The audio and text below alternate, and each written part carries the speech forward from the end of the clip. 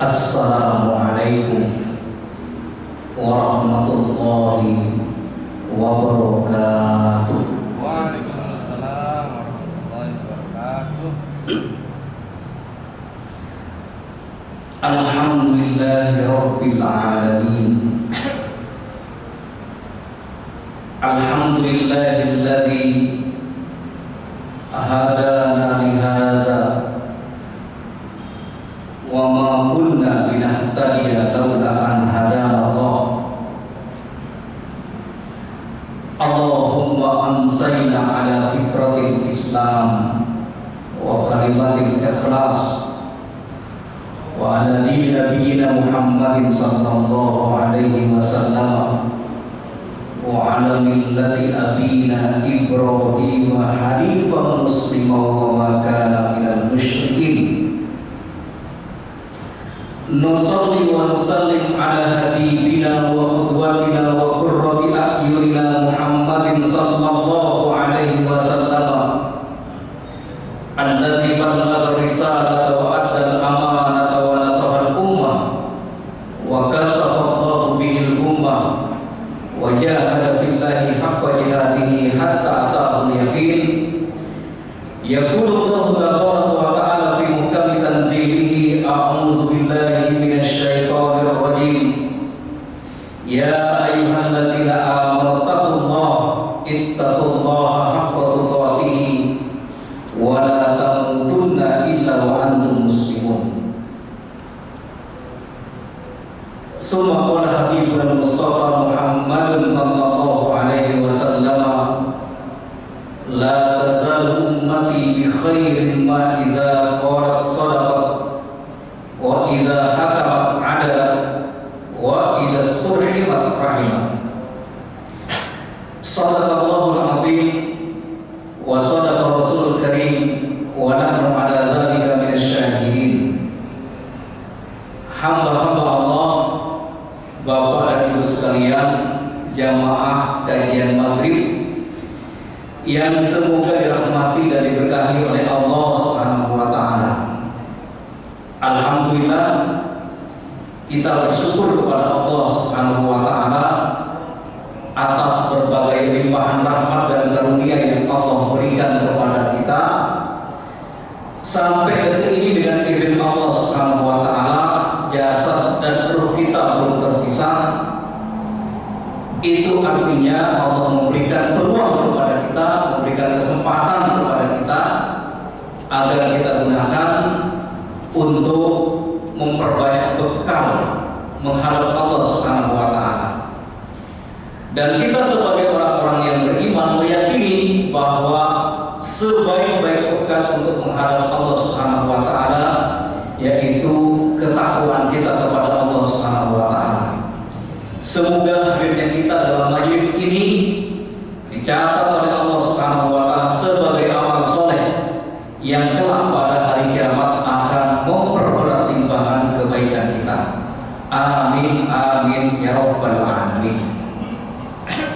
Bapak dan Ibu sekalian, pada momentum ini, pada kesempatan ini kita akan melanjutkan kajian kitab At-Tadhib, syarah dari Matnul Ghayah wa Taqrib, dan sekarang kita akan melanjutkan kajian yang telah kita bahas pada pertemuan pekan yang lalu.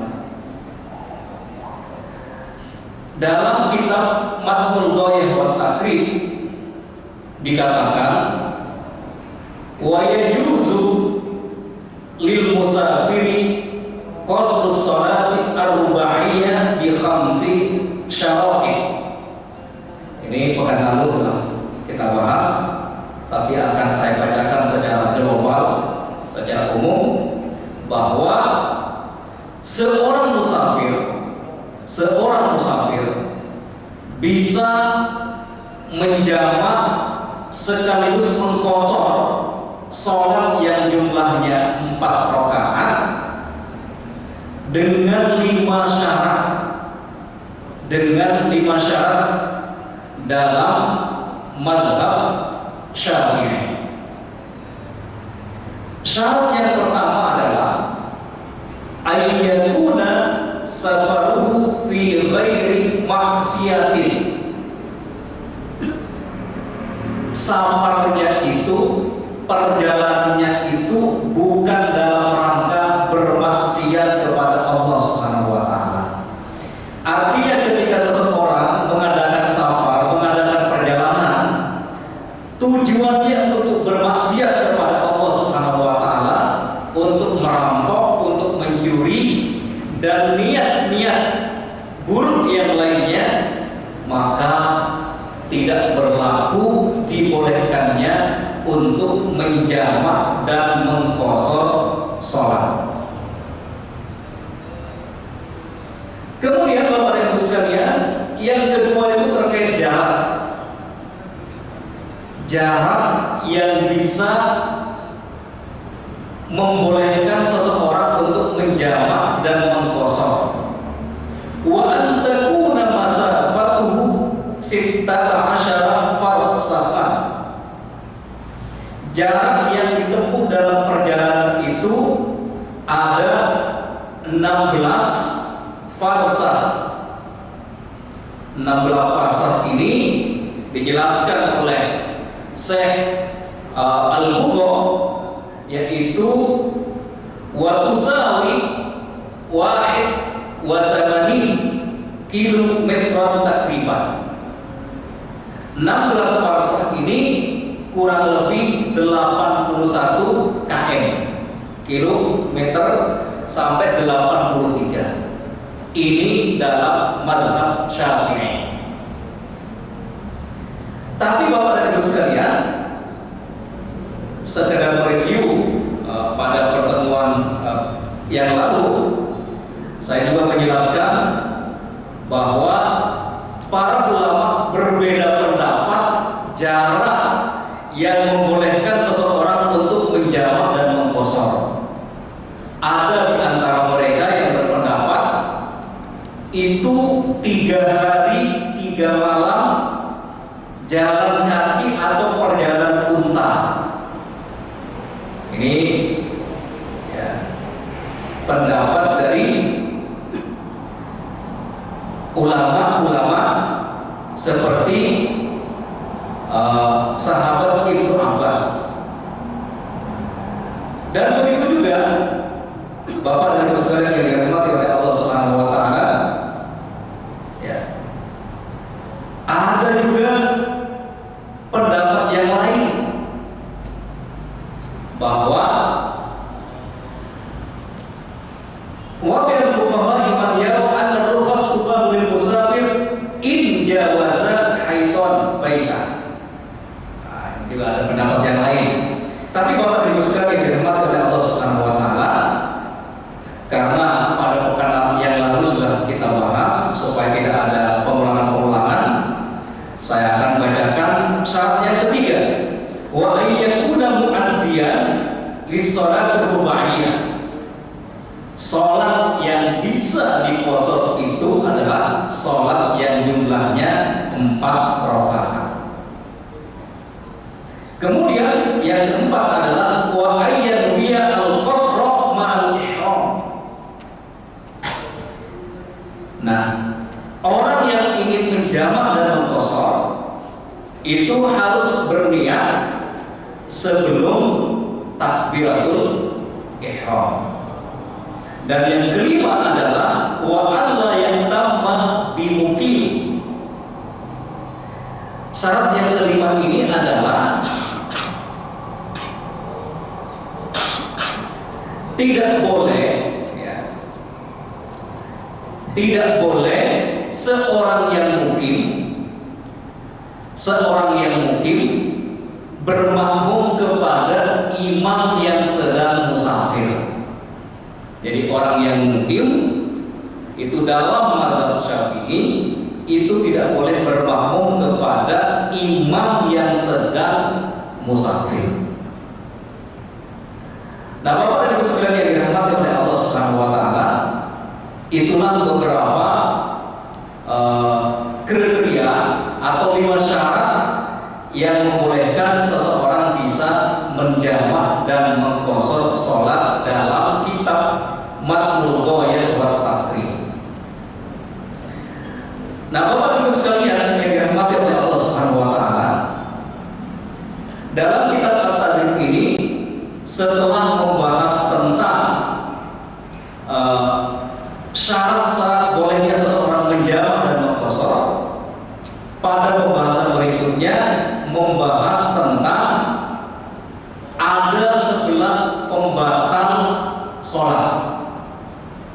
Ada 11 pembatal sholat. Saya bacakan teksnya. Walladzi yubtilu sholata ahada asyara syai'an. Yang membatalkan sholat itu ada 11 sebab. Sebab yang pertama, Bapak dan Ibu sekalian, yang menyebabkan batalnya sholat seseorang itu adalah al-kalamul amdu. Al-kalamul amdu, berbicara dengan sengaja, ngobrol, berbisik-bisik dengan sengaja, bukan karena refleks. Misalkan refleks itu gini, Bapak Ibu sekalian, dalam kondisi kita sholat, tiba-tiba ada cicak yang jatuh di depan kita, otomatis kita mengucapkan astagfirullah, itu refleks misalkan, atau subhanallah, atau apapun yang keluar tanpa sengaja dari lisan kita, itu tidak membatalkan sholat kita kalau tanpa disengaja. Dalilnya apa, Bapak dan Ibu sekalian yang dirahmati oleh Allah Subhanahu wa taala?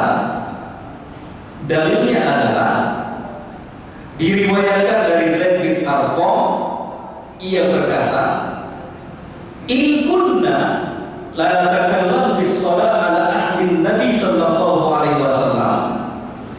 Jika kami berbicara dalam keadaan sholat pada zaman Rasulullah sallallahu alaihi wasallam, ahaduna sahibahu bihajatihi,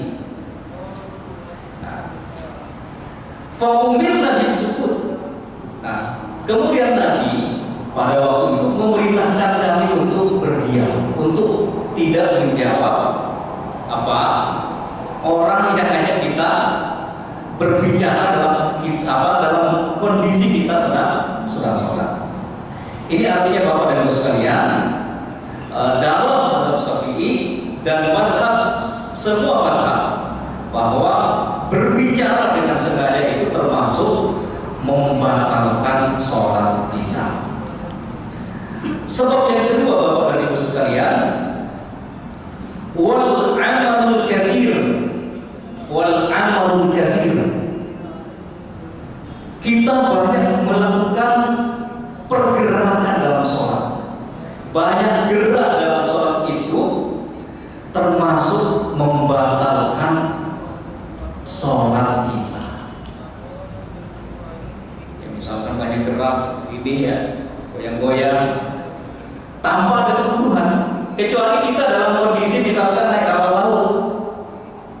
Kalau kita naik kapal laut, kita sedang sholat, itu kan kadang-kadang ombak. Dalam kondisi ada ombak, mau tidak mau badan kita oleng kanan kiri dan seterusnya. Begitu juga ketika kita sholat dalam pesawat atau kita sholat dalam mobil atau bis, ya, maka itu tidak membatalkan sholat kita. Yang membatalkan sholat itu adalah banyak bergerak dalam kondisi kita normal. Kita sedang sholat di mushola atau di masjid dan kita banyak gerak, ya. Banyak gerak itu dibolehkan dalam kondisi sholatul khauf, dalam kondisi perang, dalam kondisi kita sedang sholat tapi dalam kondisi perang. Bapak dan Ibu sekalian yang dirahmati oleh Allah Subhanahu wa taala, itu membolehkan kita untuk banyak bergerak. Ya, misalkan dalam kondisi sholat khauf itu, ya, dalam kondisi kita sholat tapi dalam kondisi perang, tiba-tiba ada musuh, ya, di depan kita boleh angkat senjata dulu. untuk melawan serangan musuh. Nah, Bapak Ibu sekalian yang dirahmati oleh Allah Subhanahu wa taala. Sebab yang ketiga yang perlu kita perhatikan. Sebab ketiga yang membatalkan sholat kita itu adalah wal hadas. Wal hadas. Ketika kita sedang sholat, tiba-tiba ada hadas. Ya, kemungkinan kalau kita sedang sholat itu hadas kecil. Hadas kecil, misalkan kita buang angin. Nah, buang angin bagaimana cara kita mendeteksinya? Pertama itu adalah dari baunya. Ya. Walaupun tidak bunyi, tapi ada bau, itu artinya kita sudah buang angin. Ini harus kita fair juga. Maksudnya kita harus teliti. Jangan sampai misalkan kita jadi imam karena malu, akhirnya melanjutkan sholat, walaupun kita sedang buang angin. Oleh karenanya Bapak Ibu sekalian, kita perlu perhatikan bahwa orang yang berhak, bukan yang berhak ya, orang yang seharusnya berada di belakang imam itu adalah orang-orang yang bisa membenarkan bacaan imam yang sholat, yang salah ya, membenarkan bacaan imam yang sedang salah, atau ketika imamnya batal, maka makmum yang berada di belakang imam itu wajib menggantikannya. Oleh karenanya biasanya anak-anak itu dianjurkan untuk di belakang atau di soft bagian pinggir. Bapak Ibu sekalian yang dirahmati oleh Allah Subhanahu wa taala. Jadi ketika ada hadas, maka kita harus segera membatalkan sholat kita. Karena itu artinya sholat yang sedang kita lakukan itu adalah batal karena ada hadas kecil. Mungkin ya dalam kondisi kita sholat ada hadas besar, ada kemungkinan kan? Ada kemungkinan atau enggak nih? Dalam kondisi sholat, ya kalau hadas besar itu nggak mungkin ya. Masa sholat pikirannya kemana-mana gitu kan? Ya. Karena di antara hadas besar itu ada keluar mani ya. Baik itu dengan sengaja, atau tidak sengaja, itu kronologi ini. Kalau sengaja itu berarti hubungan intim suami istri, ya. Itu jelas, itu sudah hadas akbar namanya. Nah, Bapak dan Ibu sekalian yang dirahmati oleh Allah Subhanahu wa taala, jadi kita jangan sampai ragu ketika ada hadas, ya. Hadas dalam kondisi kita sedang sholat, segera kita membatalkan sholat kita dan segera memperbaharui wudu. Nah, biasanya sering terjadi kebingungan ketika makmum yang sedang sholat itu ya, berada di depan, itu mau ke belakang dengan bingung lewat mana ya. Nah, Bapak Ibu sekalian, itu dibolehkan ya, dalam kondisi darurat, dalam kondisi ada hajat, ya seorang makmum yang sedang batal melewati orang yang sedang sholat, melewati di depan orang yang sedang sholat. Itu yang ketiga Bapak Ibu sekalian ya. Yang ketiga itu adalah wal hadas. Ketika kita sedang sholat, kita tertimpa hadas kecil maupun hadas besar. Yang keempat Bapak dan Ibu sekalian, wa hudusun najasah. Wa hudusun najasah. Ketika kita sedang sholat, tiba-tiba tertimpa najis.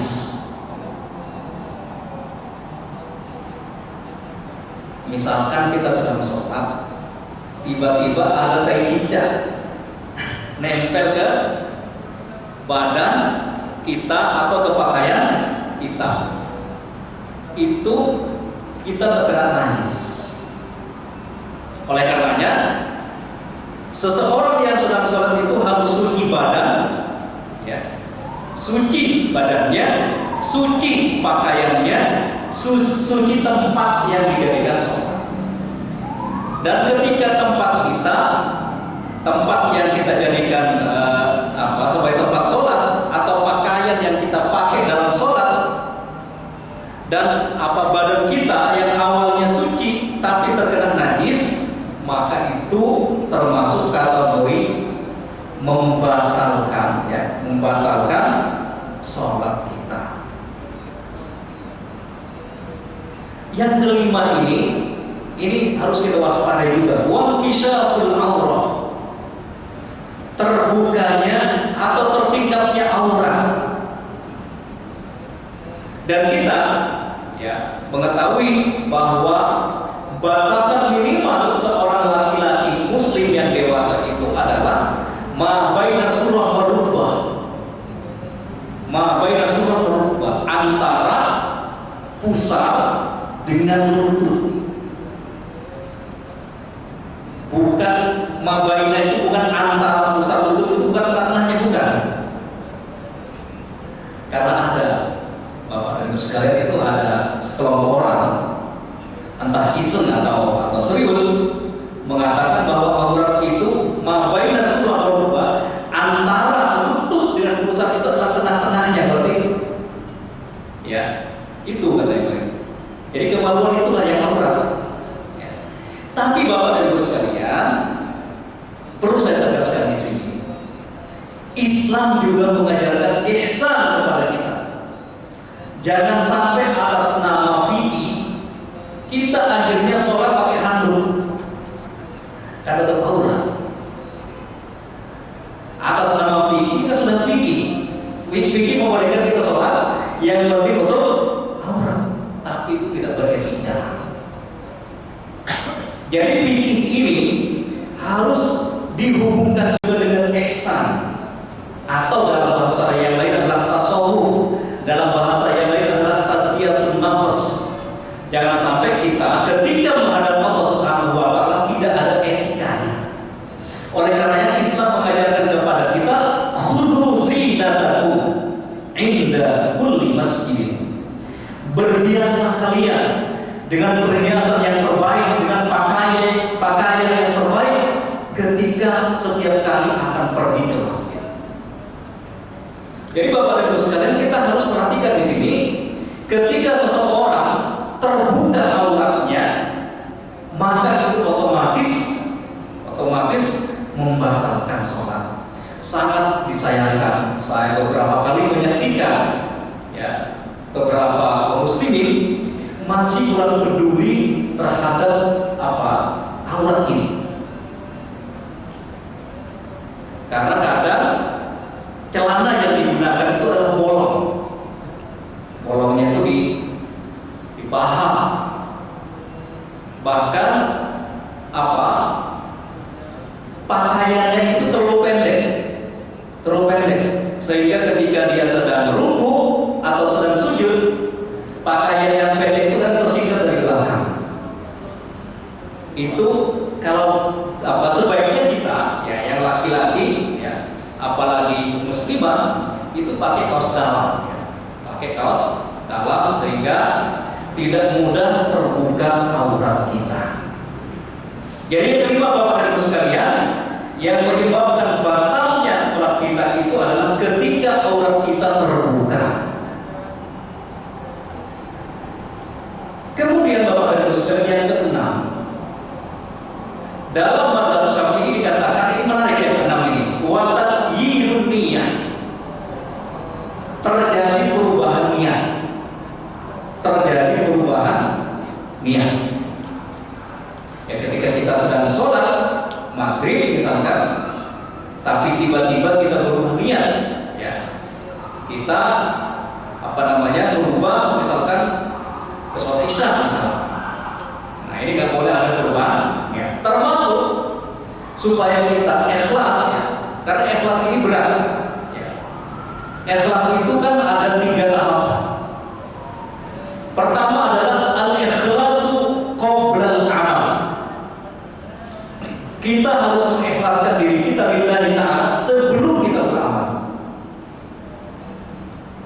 Yang kedua adalah al-ikhlasu fi asna'il amal. Ikhlas ketika kita sedang beramal.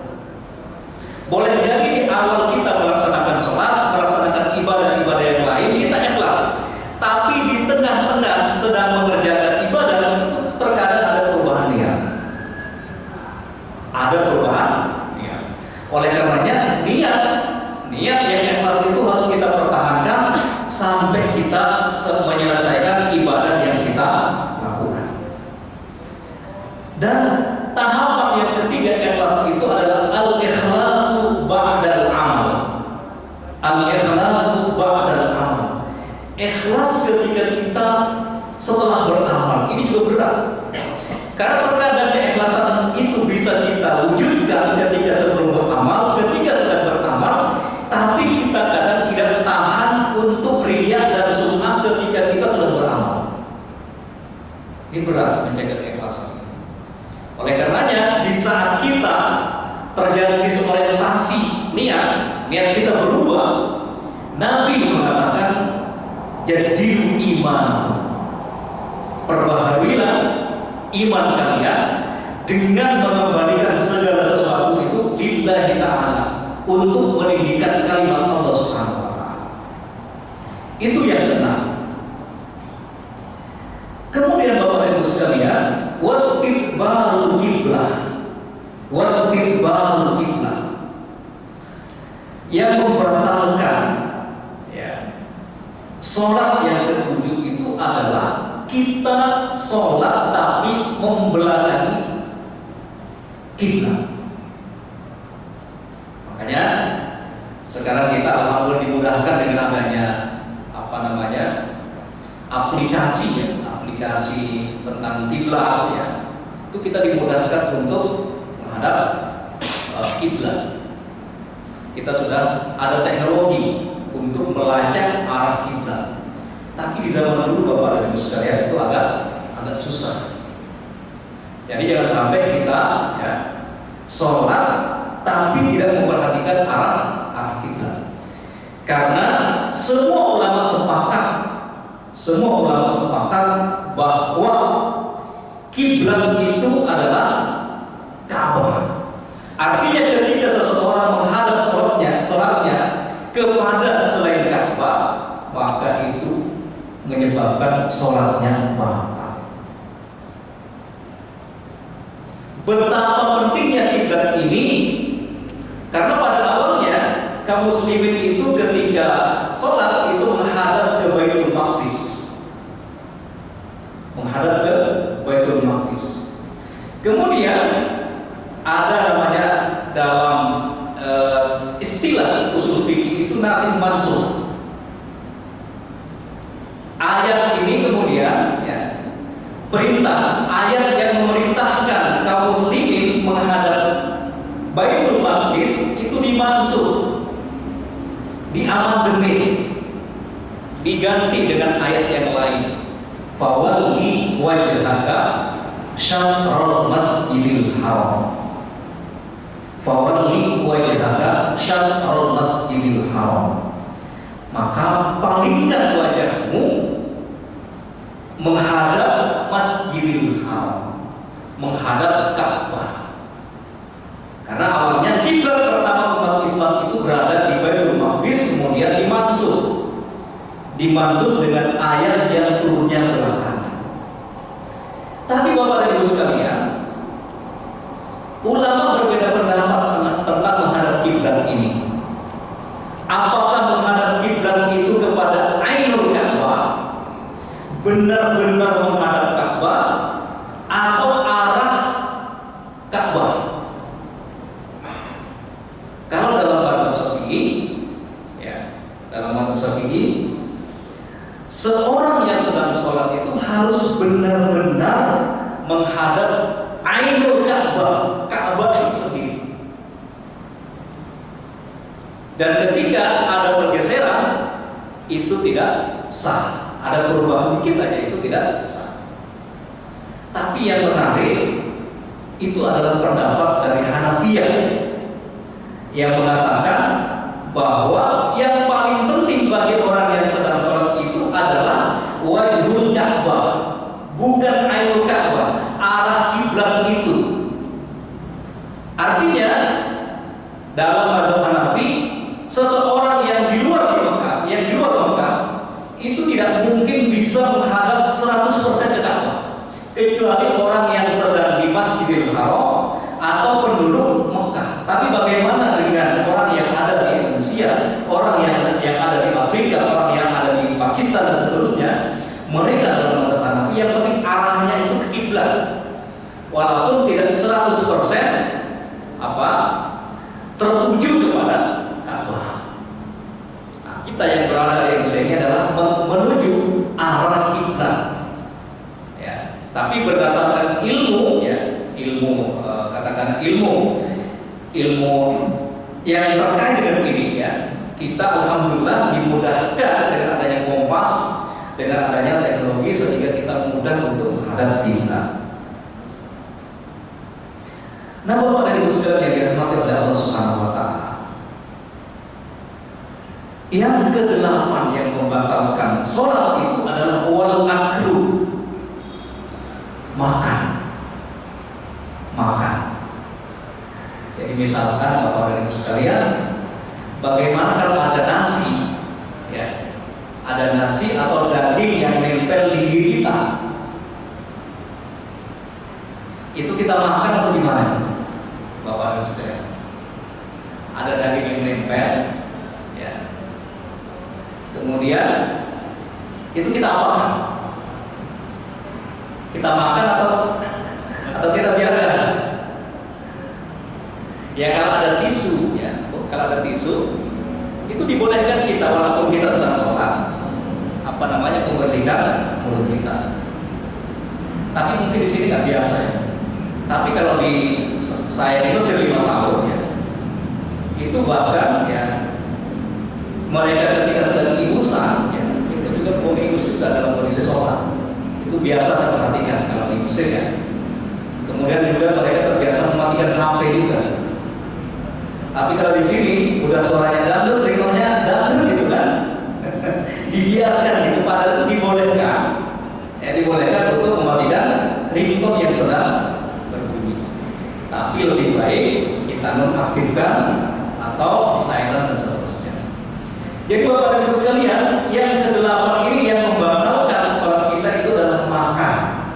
Oleh karenanya kita tidak boleh, ya, kita tidak boleh menelan makanan yang nempel dalam gigi kita, atau misalkan ada daging yang nyangkut di gigi kita kemudian kita telan, itu membatalkan sholat kita. Yang ke-9 Bapak dan Ibu sekalian, wasyurbu, minum. Ya, walaupun kita haus dalam kondisi sholat, maka kita tidak boleh minum. Yang ke-10 adalah wal qahqah, tertawa terbahak-bahak. Jadi kita nggak boleh ngekek dalam kondisi, nggak boleh ngakak ya dalam kondisi kita sholat. Nah, bagaimana kalau senyum? Senyum itu tidak membatalkan sholat. Bahkan nangis pun tidak membolehkan sholat. Karena kadang-kadang ketika kita membaca ayat-ayat yang terkait dengan surga, maka orang-orang yang beriman itu akan tersenyum. Tapi ketika orang-orang yang beriman yang memahami ayat-ayat Al-Quran yang dibaca itu adalah ayat-ayat tentang neraka, maka dia akan bersedih, bahkan menangis dalam kondisi sholat. Itu artinya senyum dan tertawa, senyum dan menangis, senyum dan menangis itu tidak membatalkan sholat. Yang membatalkan sholat itu adalah al-qahqah, tertawa dengan terbahak-bahak. Yang ke-11 adalah wariddah, murtad. Ya, murtad itu membatalkan sholat. Nah, Bapak Ibu sekalian yang dirahmati oleh Allah Subhanahu wa taala, sebelum saya tutup, barangkali ada yang mau ditanyakan, saya persilakan. Ya.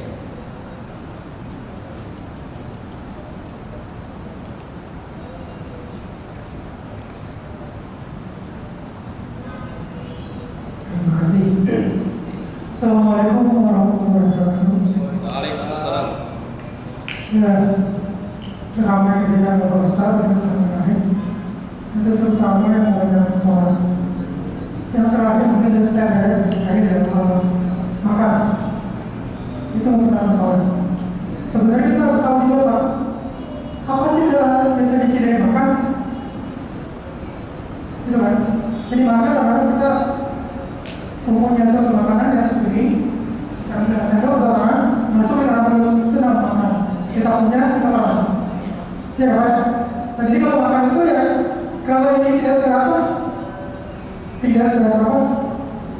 tidak terapa semuanya itu makanan. Karena dalam mulut itu kan maunya beda, bukan makan. Jadi kalau kita ingin Indonesia gitu Pak, maka itu tidak beda dengan lain. Maka itu adalah seperti tadi ada makan yang kering, kita ambil dengan sendok, masuk dalam mulut, kita punya, kita makan. Itu orang yang makan.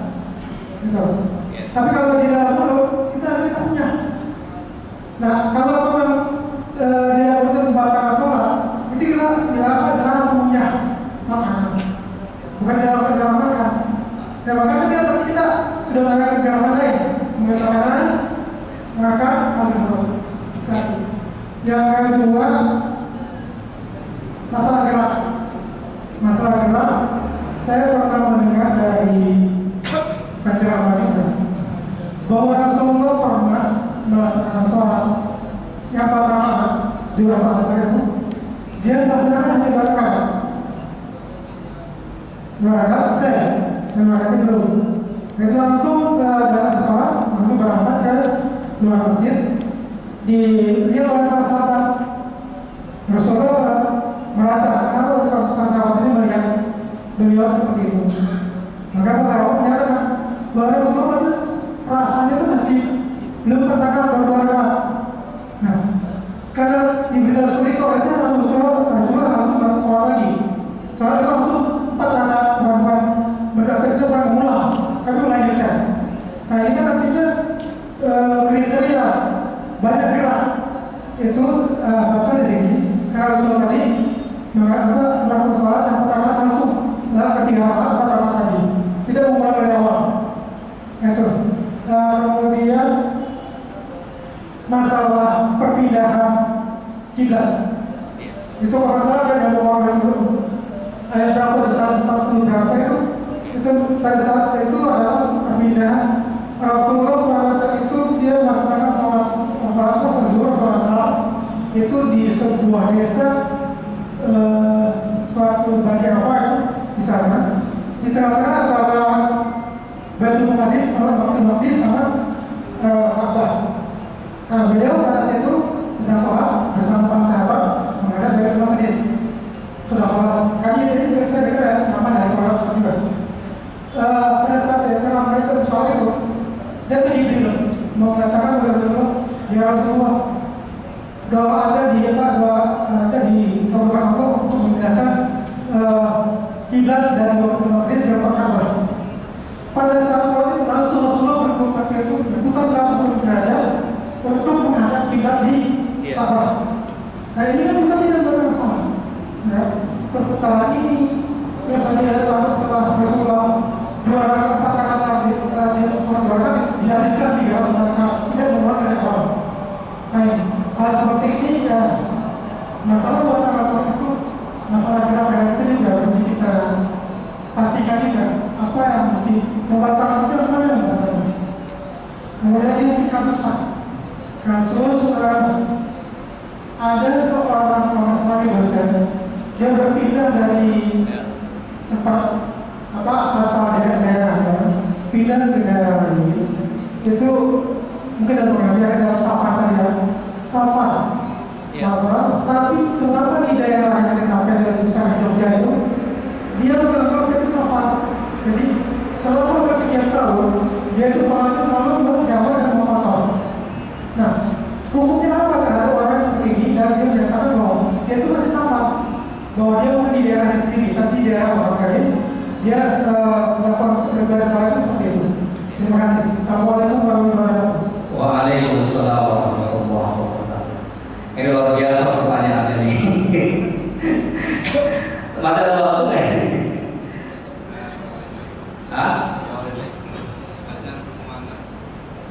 Ya.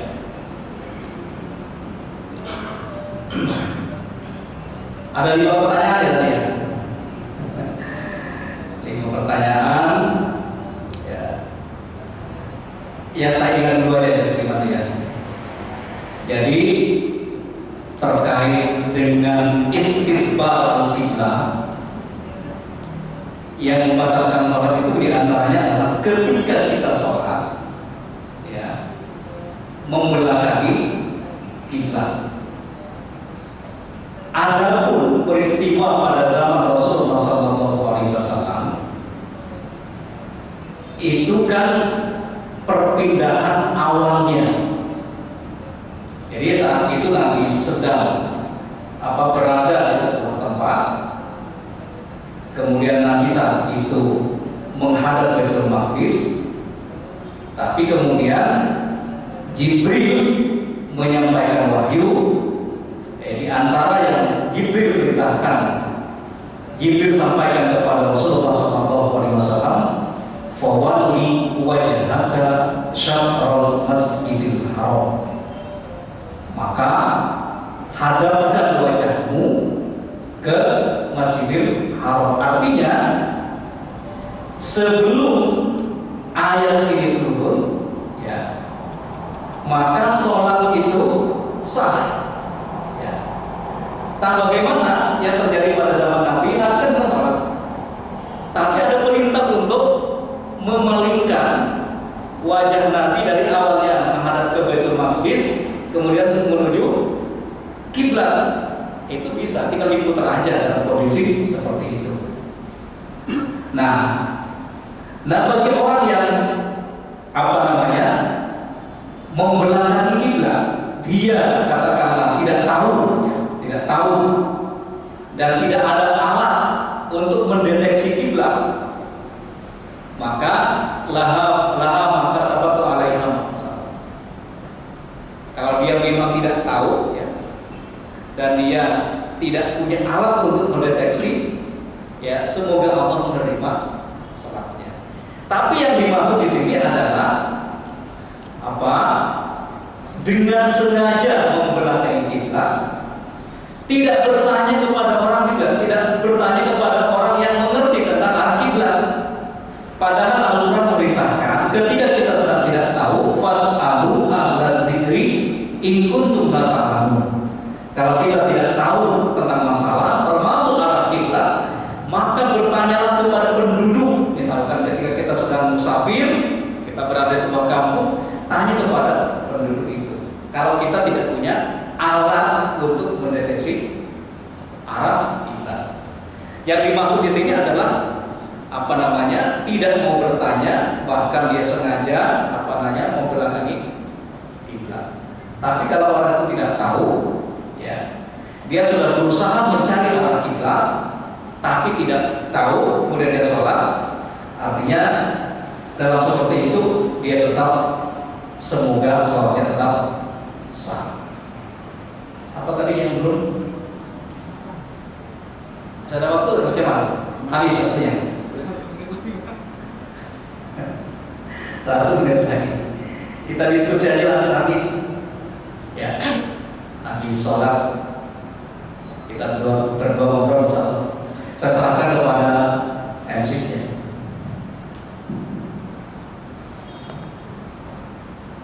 Alhamdulillahirobbilalamin.